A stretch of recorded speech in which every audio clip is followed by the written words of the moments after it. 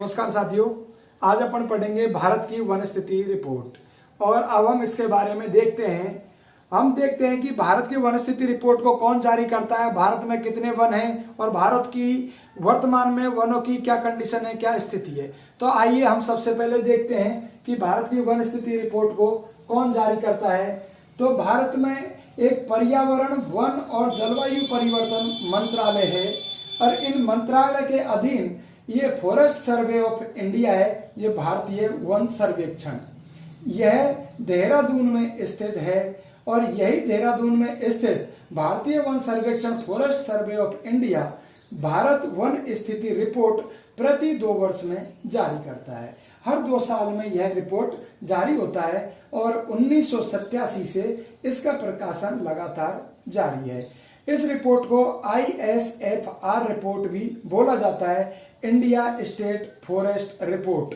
वर्तमान में latest report दिसंबर 2019 में जारी की गई थी, जो यह भारत की 16वीं वन रिपोर्ट थी। भारत में यह फॉरेस्ट सर्वे ऑफ इंडिया भारतीय दूर संवेदी उपग्रह रिमोट सेंसिंग पद्धति से आंकड़ों का ग्रहण करता है। यह उपग्रह चित्रण के माध्यम से इनका उपयोग करके यह आंकड़े को संश्लेषित करके और यह रिपोर्ट बनाता है। और वर्तमान में 2019 में आई रिपोर्ट, 16वीं रिपोर्ट में रिसोर्स सेट 2 नामक उपग्रह का उपयोग आंकड़ों की प्राप्ति के लिए किया गया है। वर्तमान में भारत की वन स्थिति रिपोर्ट 2019 में देश में वन एवं वृक्षों से आच्छादित अगर कुल क्षेत्रफल को हम देखें तो 8,07,276 वर्ग किलोमीटर कुल क्षेत्रफल पर वन फैले हुए हैं, जो देश की कुल भौगोलिक क्षेत्र के 24.56% भूमि को कवर करते हैं। अगर ये हम 2017 से तुलना करें तो 2017 के बाद में 2019 में ये जो वन रिपोर्ट आई है, इसमें 5,188 वर्ग किलोमीटर क्षेत्रफल में वृद्धि हुई है, जो 0.65% की वन एवं वृक्षों से आच्छादित प्रतिशत में वृद्धि हुई है। अगर कुल क्षेत्र में वनों का हिस्सा मात्र देखें तो ये 7,12,249 वर्ग किलोमीटर क्षेत्रफल में मात्र वन ही वन है, जो वर्तमान में 21.67% हैं, जो 2017 में 21.54% थे। ये 24.56% तो वन एवं वृक्षों से आच्छादित कुल क्षेत्रफल था। वनों में तो मात्र पेड़ों की गिनती की जाती है और वन और वृक्षों से आच्छादित कुल क्षेत्रफल में इसमें घास क्षेत्र, जंगली झाड़ियां आदि सारी चीजों को सम्मिलित करके ये टोटल परसेंटेज निकाली जाती है। और कुल जो वनों के हिस्से में मात्र वनों को शामिल किया जाता है, जो वर्तमान में 21.67% इसमें है। अगर हम अंतर्राष्ट्रीय स्तर की बात करें तो अंतर्राष्ट्रीय स्तर पर खाद्य एवं कृषि संगठन जो है FAO, यह पूरे विश्व की वन स्थिति रिपोर्ट को जारी करता है और यह हर 5 साल में अपनी रिपोर्ट जारी करता है, जिसमें पूरे विश्व के देशों की वन स्थिति रिपोर्ट जारी करता है। हम देखते हैं कि पूरे विश्व में वनों की स्थिति क्या है, जिसमें टॉप कुछ कंट्रीज को हम देखते हैं, टॉप देशों को हम देखते हैं।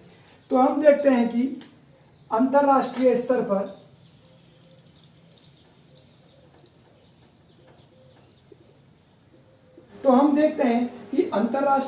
पर वनों की स्थिति, जो संयुक्त राष्ट्र का खाद्य एवं कृषि संगठन जो 5 वर्ष में एक रिपोर्ट अपनी जारी करता है और 2015 में इसने वर्तमान रिपोर्ट, ताजा रिपोर्ट जारी की है। यह इसने शीर्ष वन वाले देश बताए, जिसमें पहले नंबर पर रूसी संघ, दूसरे नंबर पर ब्राजील, तीसरे पे कनाडा, चौथे पे अमेरिका, 5वें पे चीन है। इस प्रकार की सीक्वेंस हम देखें तो हमारे भारत का नंबर इन्होंने 10वां बताया है। और इनमें देखें तो वैश्विक वन क्षेत्र का प्रतिशत कितना है, तो रूसी संघ में पूरे विश्व के वनों का 20% वन पाया जाता है, जो खुद के क्षेत्रफल के लगभग 48% भाग पाया जाता है। ब्राजील में वैश्विक वन क्षेत्र का 12% वन पाया जाता है, कनाडा में 9% वन क्षेत्रफल पाया जाता है और अमेरिका में 8% पाया जाता है, चीन में 5% पाया जाता है और भारत में पूरे वैश्विक वन क्षेत्र का 2% वन क्षेत्र भारत में पाया जाता है। और इनको देखें कि खुद के देश के क्षेत्रफल के कितने परसेंटेज भाग पर ये वन क्षेत्र फैले हुए हैं, तो रूसी संघ में 48% भाग पर स्वयं के भू क्षेत्र के वन फैले हुए हैं, ब्राजील में 58% भाग पर, कनाडा में 35% भाग पर, अमेरिका में 32% भाग पर और चीन में 22% भाग पर, और भारत के कुल भू क्षेत्रफल के 21.67% भाग पर वन क्षेत्र फैले हुए हैं। इस ISFR 2019 रिपोर्ट के अकॉर्डिंग हम देखते हैं कि हमारे भारत के कौन से राज्यों में सर्वाधिक वन क्षेत्र प्रतिशत पाया जाता है। तो ये है राज्य और ये है इनका प्रतिशत। तो सबसे ज्यादा वन क्षेत्र प्रतिशत पाया जाता है मिजोरम में 85%, अरुणाचल प्रदेश दूसरे नंबर पे है जिसमें 79%, 79% इसमें वन क्षेत्र प्रतिशत पाया जाता है।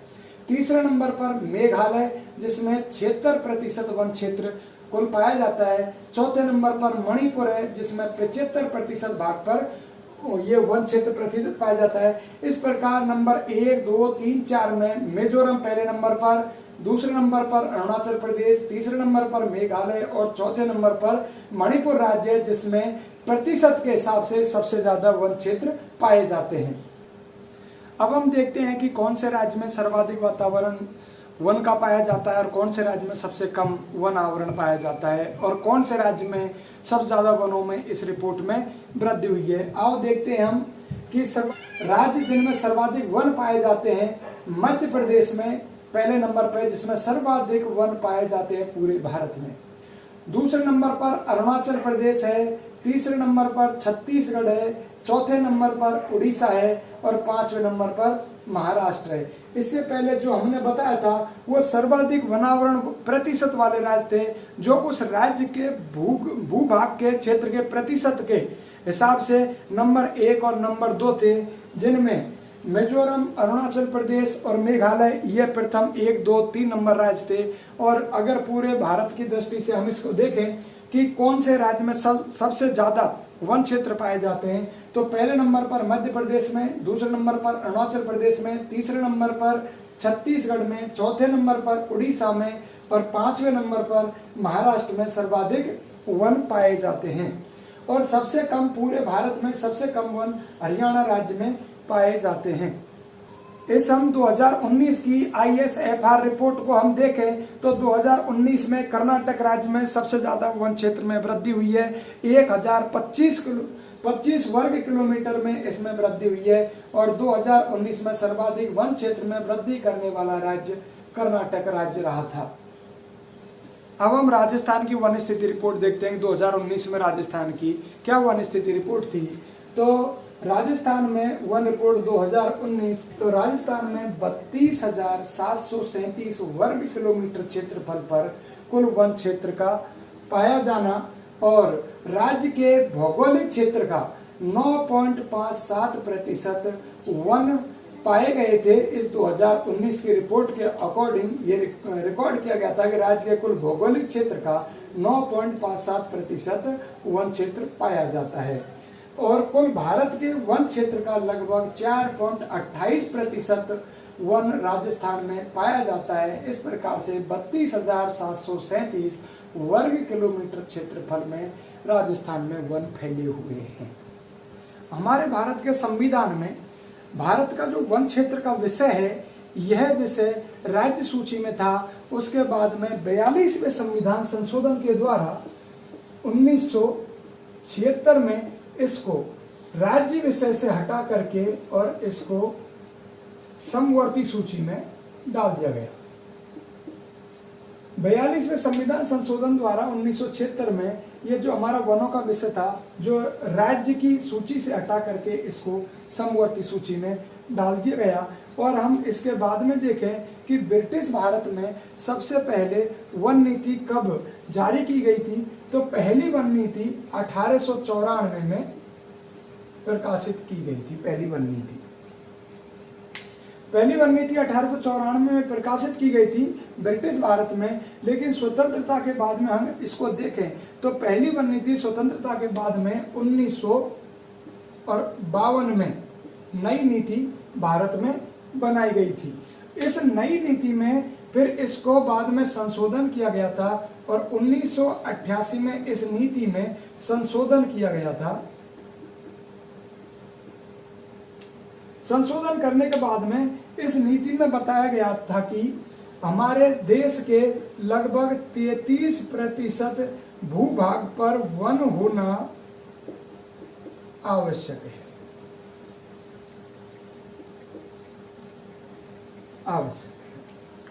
इस प्रकार से हम देखते हैं कि ब्रिटिश काल में सबसे पहले 1894 में हमारे यहाँ वन नीति प्रकाशित की गई थी। उसके बाद में स्वतंत्रता के बाद में 1952 में देश की पहली वन नीति बनी, जिसमें 1988 में संशोधन करके ये बताया गया था कि देश के लगभग 33% भूभाग पर वन होना आवश्यक है। अगर हम राजस्थान की बात करें तो राजस्थान में 1910 में सर्वप्रथम जोधपुर रियासत में वन संरक्षण नीति 1910 में अपनाई गई थी और देश की आजादी के बाद में 1949-50 में राजस्थान में वन विभाग की स्थापना की गई थी। 1949-50 में राजस्थान में वन विभाग की स्थापना की गई थी और 1953 में वन अधिनियम बनाया गया था।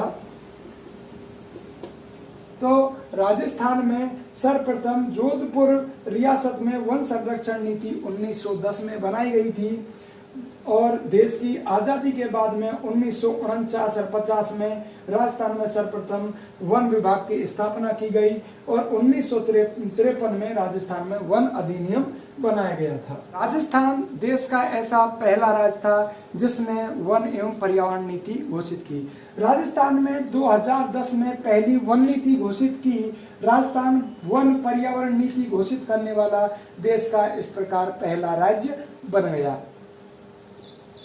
भारतीय वन संरक्षण अधिनियम 1980 के तहत केंद्रीय वन अनुसंधान संस्थान 1981 में यह संस्थान खोला गया। इसकी स्थापना देहरादून में की गई थी। मतलब केंद्रीय वन अनुसंधान संस्थान का मुख्यालय देहरादून में स्थित है। इस केंद्रीय वन अनुसंधान संस्थान के देहरादून के मुख्यालय के अलावा 4 पूरे भारत में क्षेत्रीय कार्यालय हैं, जिसमें एक पहला शिमला में, कलकत्ता में, तीसरा नागपुर में और चौथा बेंगलोर में स्थापित है।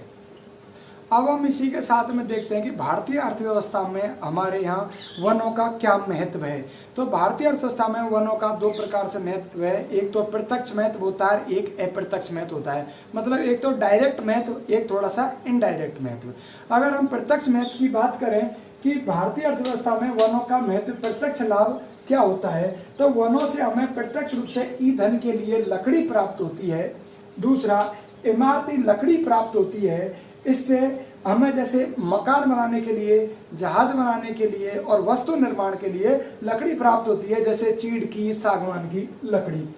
वनों से हमें जड़ी बूटियों की प्राप्ति होती है। वनों से हमें कच्चे माल प्राप्त होता है। वनों से हमें रोजगार की भी प्राप्ति होती है। वनों से हमें पशुओं के लिए चरागाहों की प्राप्ति होती है। वनों से विदेशी मुद्रा की प्राप्ति होती है। वनों से हम बहुत सारी सामग्री इस प्रकार से विदेशों को बेचते हैं। लकड़ियां बेचते हैं, फ्रूट्स बेचते हैं, जड़ी बूटियां बेचते हैं अनेक। और पर्यटन के थ्रू जो सौंदर्यीकरण होता है, उससे विदेशी लोग आते हैं, जिससे हमें विदेशी मुद्रा की प्राप्ति होती है। और वनों के कारण हमें उद्योगों की स्थापना होती है हमारे यहाँ और उनका विकास होता है। अगर हम अप्रत्यक्ष लाभ की बात करें तो वन हमारे जलवायु का नियमन करते हैं। तो जलवायु का नियमन कैसे करते हैं कि वनों से वर्षा में वृद्धि होती है। वर्षा में वृद्धि होने से हमारी जलवायु में नमी रहती है और तापमान में गिरावट आती है, जिससे हमारे यहाँ की जलवायु सम बनी रहती है। इस प्रकार से वन जलवायु का नियमन करते हैं। वनों से वर्षा के जल का बहाव कम होता है और वर्षा के जल का बहाव कम होने से हमारे यहाँ पृथ्वी पर मिट्टी के कटाव में कमी आती है। मिट्टी के कटाव में कमी आती है। वनों से पानी के बहाव में कमी आने से बाढ़ में भी कमी आती है, जिससे हमारे यहाँ भूस्खलन में भी कमी आती है। और वनों की जड़ों के माध्यम से यह भूजल स्तर में भी वृद्धि करता है, क्योंकि जब जल का बहाव कम पड़ जाएगा तो वह नीचे निस्संदन प्रक्रिया के कारण वह जल नीचे जमीन में भूजल स्तर में वृद्धि करेगा। वन ठंडी हवा, आंधी, तूफान आदि को रोकते हैं, जिससे हमारे देश की रक्षा होती है। और वनों से गिरने वाली जो पत्तियां हैं वो भूमि में सड़गल करके और खाद का निर्माण करती हैं, जिससे हमारी भूमि की उर्वरता शक्ति में वृद्धि होती है। इसके अलावा वनों से हमारे यहाँ क्या है कि हरियाली बहुत ज्यादा रहती है, जिससे हमारे प्राकृतिक वातावरण के सौंदर्य में वृद्धि होती है। यह सौंदर्य में वृद्धि के कारण हमारे यहाँ पर्यटन में बढ़ावा मिलता है, जिसके कारण विदेशी लोग हमारे यहाँ काफी घूमने के लिए आते हैं और हमारे देश के सौंदर्य में वृद्धि भी करते हैं। वन अपने जड़ों के द्वारा ये मरुस्थल को आगे बढ़ने में, मरुस्थल के प्रसार को रोकने में सहायक सिद्ध होते हैं। वनों से हमारे देश की रक्षा होती है और मानव के जीवन की रक्षा भी वनों के कारण होती है। वन हमारे लिए क्या है कि जीवनदायिनी गैस प्रदान करते हैं और अनेक वस्तुओं का निर्माण करते हैं, जिससे मानव का जीवन स्वस्थ एवं सफल और सरल तरीके से गुजरता है। इस प्रकार से हमारा यह वन स्थिति रिपोर्ट नाम का टॉपिक समाप्त होता है। Thank you.